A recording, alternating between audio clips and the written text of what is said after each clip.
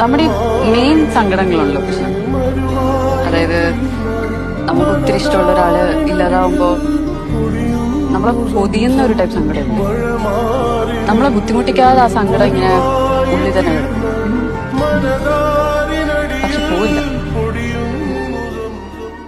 ഇനി ചുംബനം നൽകാൻ ആരെങ്കിലും ഉണ്ടോ?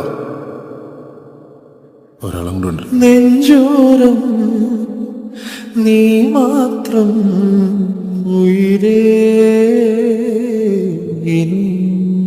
ഒറ്റയ്ക്കു പോയി പൂക്കാലം നിൽപ്പായി തരുനിര താഴെ കത്തുന്നു കണ്ണിൽ പൂപ്പാടം.